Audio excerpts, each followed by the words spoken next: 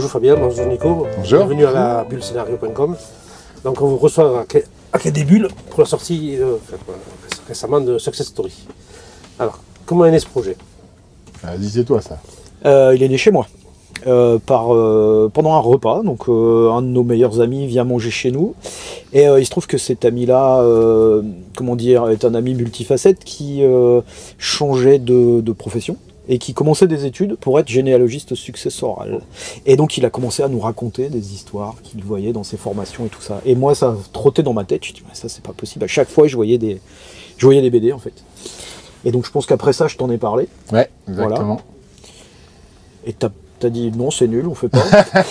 non, il a pas dit j'ai bien vu le je sais plus potentiel exactement que ce ça que t'as avait. dit. Oui, c'était assez puis, rocambolesque voilà. en fait, les Voilà. choses. Donc il y avait vraiment un potentiel à raconter des histoires.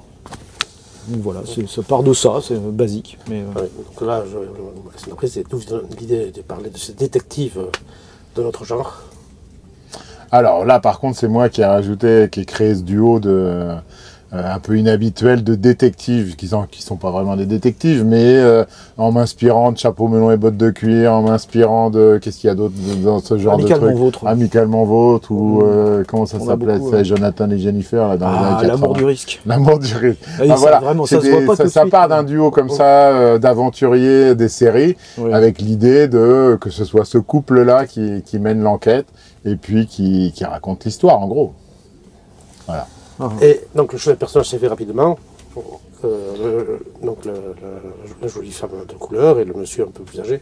Voilà, alors le monsieur, moi je me suis inspiré d'un linguiste qui s'appelait Alain Ray, que j'aimais beaucoup, qui avait ce côté un peu foufou, mais Ouais. qui avait l'air sérieux, mais qui était foufou.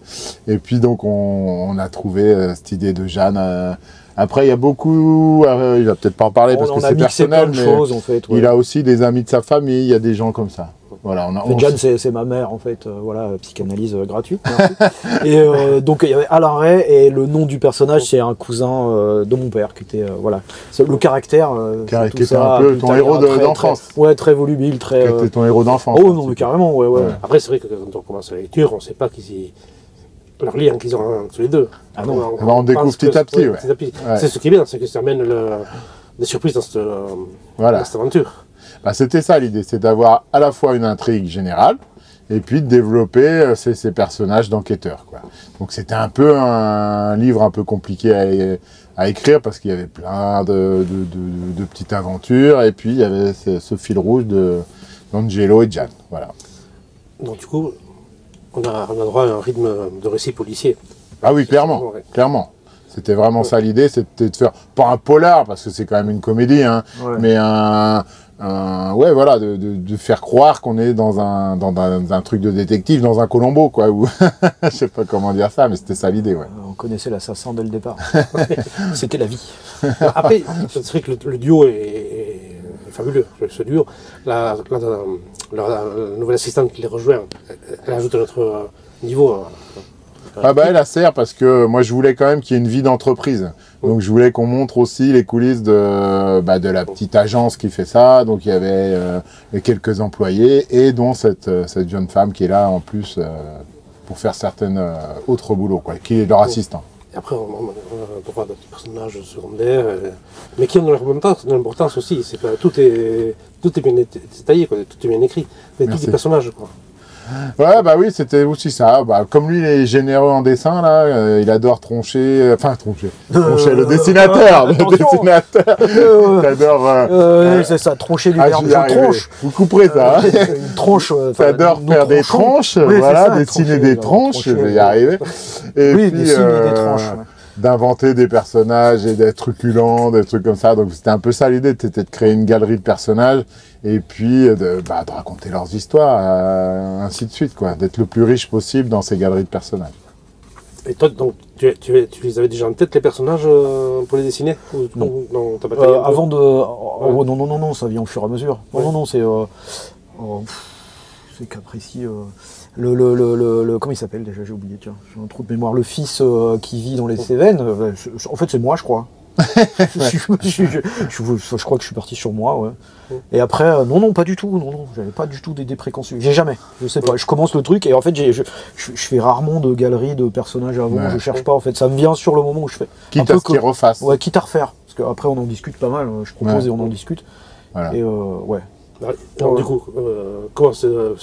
Alors moi, je fais un scénario, mais pas un scénario écrit en texte. Je fais un scénario en bande dessinée mal dessinée. C'est-à-dire que je fais des bonhommes patates, j'appelle ça. Je fais des cases bien comme il faut. Je fais les dialogues bien comme il faut. Après, il n'est pas obligé de me suivre. Hein. Généralement, il me suit quand même. Et puis dedans, je fais des bonhommes patates. Donc en fonction du texte que je vais mettre, en fonction de... si je lui dis qu'il y a tel personnage qui dit ça, ben, lui il va se faire une idée de comment le dessiner, et puis il va l'interpréter. Je sais plus, il y a un personnage qui s'appelle Hélène là-dedans, qui est un peu c'est la deuxième enfant de Suzanne, et donc là, il l'a inventé, tu l'as refait 2-3 fois, je pense. Ouais, elle n'était pas comme ça au début. Et puis après, à un moment, tu la tiens, puis on la garde tout le long. En fait, moi, je fais d'abord les ambiances, les lieux, les décors et tout ça, et après, je pense à comment je vais les incarner, qui je vais mettre, à quoi ils vont ressembler les gens qui vont être là. Je fonctionne comme ça en fait, parce qu'en faisant les décors, en faisant les dessins de tout ce qu'il y a autour, je pense à ce que je vais mettre. Ça me permet de réfléchir au personnage. En fait, tu fais ton décor et tu dis, ah, ce personnage, il fait bien là-dedans. Ouais. En fait, je me donne le temps de réfléchir au personnage. Je fais pas le personnage et le décor, je fais l'inverse. Après, Nico, il est très instinctif hein, quand même. Quand il dit qu'il réfléchit, c'est que ça devient naturellement quand même. Les tronches, encore une fois, je veux dire le mot tronche. Donc je tente et je vois si ça passe. Est-ce que tu as déjà dit non à ces personnages? Oui. Ah oui, moi je lui dis non tout le temps. Hein. Non, mais c'est beaucoup de recherche. Il fait des allers-retours. Ben après, c'est pas toujours évident de comprendre l'intention d'un scénariste. Donc ce qui se passe, c'est qu'on fait beaucoup d'allers-retours. Et puis à un moment, on est d'accord, par exemple sur une attitude. Et lui, il va trouver ça génial ce qu'il a fait. C'est pas que je trouve pas ça bien. Je trouve que ça correspond pas forcément à ce que j'ai écrit ou ce que je veux du personnage. Ça manque de dynamisme. Et donc on refait. Et puis généralement, t'es quand même d'accord. Il ronchonne un petit peu, mais il fait quand même. Non, je pars d'un principe évident, c'est que il est quand même metteur en scène de cette BD, donc il a l'image de ce qu'il veut, donc je l'écoute quand même, je suis quand même... Et après, à moi d'incarner ça comme je veux, mais j'ai quand même l'écoute de la vision globale du projet. Et quand vous discutez tous les deux, vous voyez ou vous êtes à distance? Non, c'est pas à distance, ouais. Normalement, on a une injonction, on n'a pas le droit de se... C'est ça. D'ailleurs, je dois être...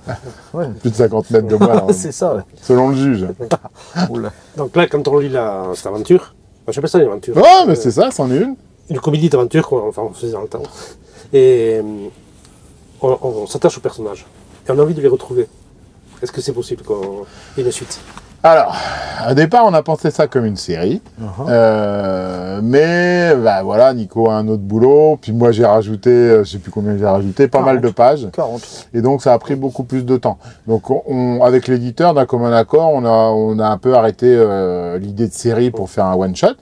Mais avec l'idée, si on sent que ça marche bien, peut-être faire un tome 2. Ouais. Oui, toi, t'as déjà parce que c'est vrai que c'était un peu dans l'ADN du projet. Ouais. Surtout que quand ça finit, ils se lancent dans une nouvelle aventure. Ouais, voilà, c'est ça.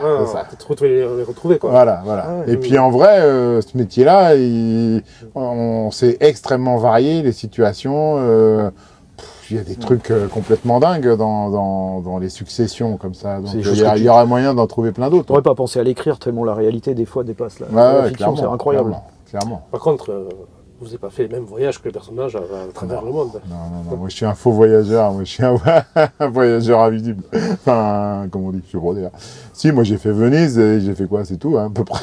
Moi, sauf l'Ukraine, j'ai fait les autres, moi. Ah oui? Ah bah oui. Ah oui, c'est vrai. T'as fait les Cévennes aussi. Ah, j'ai fait les Cévennes. Et le Canada, moi je connais bien. Ouais. Sauf l'Ukraine. Ah non, l'Ukraine, non, pas du tout. Enfin, pas depuis quelques années là. Et sinon, à part votre duo, vous avez d'autres projets à part après, on n'est pas... Enfin, c'est très différent, un métier de scénariste et un métier de dessinateur. Moi, je suis contraint pour en vivre d'avoir au moins 4-5 projets d'avance. Tandis que Nico, c'est des projets sur le long terme, quoi. Donc, toi, t'as pas... Si, tu bosses un peu pour Fluide avec Arnaud Gouefleck. Toi aussi, hein. Et avec moi. Soyons pas modestes. Et puis, moi, bien sûr, j'ai d'autres projets. Cette année, j'ai sorti un album chez Glénat qui s'appelle Tsar Bomba. Je sais pas trop ce qui va sortir l'année prochaine, mais oui, je travaille avec beaucoup d'autres dessinateurs. Ouais. Mais on va rebosser ensemble, normalement, si tout va bien. Hein, on verra. Ouais, vous avez bien entendu. Oui. Ah oui, non, ça, il n'y a pas de souci. Maintenant, il faut trouver, faut convaincre l'éditeur. Mais bon, Ouais. C'est en bon chemin, on va dire. Quand ça sortira, votre interview, peut-être ce sera fait, je sais pas. Ou pas. Ou pas. Bon, mais merci beaucoup pour ce... Ben, merci, merci beaucoup, puis merci pour l'article aussi sur le site, c'est Ah chouette. oui, c'était sympa, ouais. Merci beaucoup. Et puis merci Et pour les sous-bocs aussi, les sous-bocs. Ouais. Donc Ouais, c'est vous chouette. avez eu. Ah Ouais, mais il y en a on les plein a eu. sur le, Ouais. sur le, Ouais, le on en stand vole. Delcourt, il y a une pile comme ça, donc On les vole. toutes les 10 minutes j'en prends un. Je dois être à 50 là. Non, c'est pas vrai. Ah oui, mais bon, après, il faut en revenir pour chez vous aussi. On voit les gens qui pour- passent faire la collecte en fait, qui Ouais. passent les prendre comme ça. Ouais, ouais. Ouais.